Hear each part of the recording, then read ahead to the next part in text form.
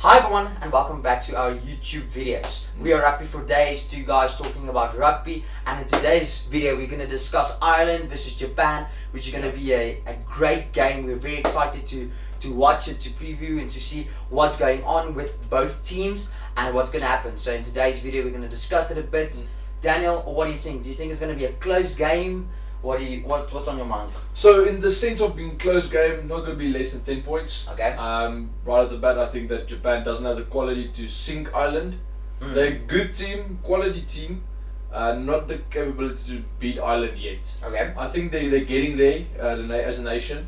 I think looking at previous histories which you're getting to now, I don't think they have that firepower. Okay. Halftime will be a close score. Yes. I think halftime will be like a 5.6 point game, and then they won't be in the range of 10 points. 10 points. I think it'll be something between 10 and 15 at the end of the score. But stay tuned for our Super Group picks as well. At the end of the video, you'll see. And so I think they won't get close enough to beat something 10 to 15 points. I think that's going to be a very interesting game. I agree with you. The first 40 minutes is going to be good. I think Japan is going to come out with a bang, play their hearts out against Ireland. Ireland was the #1 team going into the World Cup. We shouldn't forget that.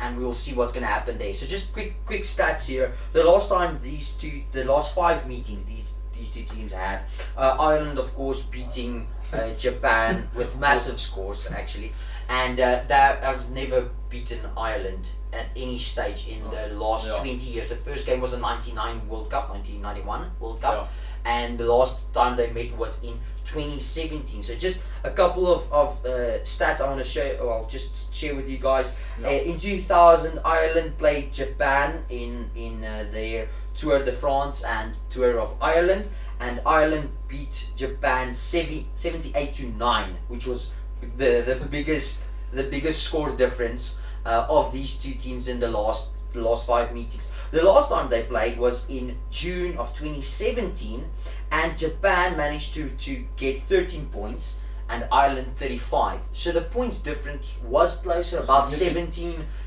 or 18 points difference, which isn't that bad, knowing or seeing that Japan is really boosting up their play and keeping out 50 odd points, 17 years ago. So that's really showing why Japan is just boosting up their defense, their defensive type of play, which is great to see.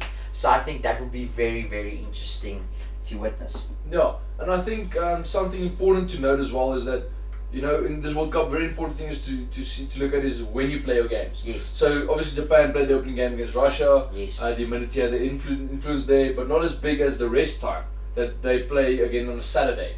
So they started the tournament on Friday here in South Africa, obviously then on Saturday to play tomorrow. That is an 8-day rest period. That's an 8-day rest. Yes. Or 8 day between games. Yes. Which is a 7-day if you rest 1 day. That's 7 days where you get to train and focus. And where Ireland played 6 days ago, before tomorrow, 6 days ago, which will give them 5 days of rest. Yes. Or 5 days of preparation if you rest 1 day again. Yes. How big do you think that would be in tomorrow's clash? That would be very interesting to see. I think really Ireland, because of the way they play rugby and they have the better conditioning team and the coaching staff and more better is subjective of course, but world class team. So I think they will be ready to play Japan. The selection they also made is just showing they're putting their A players up. They're not gonna be a South African 2015 type of game. They don't want to lose against Japan, and the Japanese are going to come up, play out their hearts in front of their fans. They want to beat them, and if they beat them in this weekend, I think that would be just like the fairy tale story, just continuing. What would happen if Japan actually beat had a victory over, let's say, Australia or New Zealand come the next World Cup? Yeah, that would How be great. cool will that be? That would be great. Seeing them 2000 losing 78-9 against Ireland, beating Australia or New Zealand in the next World Cup. That would be insane.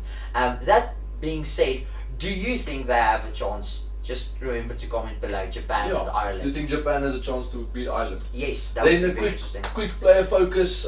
We chose Kataru Matsushima and versus Jacob Stockdale. but Qatar being 14 and Stockdale being 11, they'll play against one another. I think that's a great matchup. With only the difference between them is actually size. Yes. So Qatar being a traditional smaller, faster, more agile winger. Yes. And Jacob Stockdale being a clinical finisher. I think we should give him that. And a quick man, he's very quick. Very quick. And so surprisingly, he's a surprise you actually. I mean, look at that try he scored against New Zealand way back. That chip and chase. You can do basically anything out of nothing. Yes. So that's our player matchup. What do you think about what's going to happen there? I think that's going to be a very interesting game plan to see if Motushima's defensive game is not on par on the day. I think Stockdale is going to just boost in tries for Ireland. Yeah. That I'm a bit scared of for the Japanese side. If Motushima's, because we saw him scoring tries against Russia. Yeah. He can score. He's not a bad finisher. Is he a good defensive player?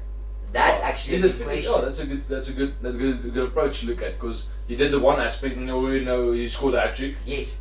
Leading try scorer so far in the tournament, if I'm not mistaken. No, that's true. Stockdale yet to score a try in this World Cup, so I think he'll be keen to get a 5 pointer behind his name. Maybe even contend for that record of John Loman Bana 8 tries in the World Cup. Definitely. So that's definitely on the par. And just interesting mention, I want to see tomorrow as well as two South Africans going up against other, CJ Stander versus Labis Labuskaghni. Yeah. Labis being captain, good luck to you both. Best of it, best of all. Yeah. And then that is our wraps and thoughts about this game. Remember, do not forget about the question of the day. Do you think Japan can beat Ireland? And just before you sign off, I predicted Ireland by 12. Stefano predicted Ireland by 19 on Super Brew. So there's our insights of what we think will happen against Japan and Ireland. Yes, I think it's going to be a good game, and we are very excited to see that. So be sure to like this video and subscribe for more content, and then we'll see you in the next video. See you guys. Bye bye. Thanks.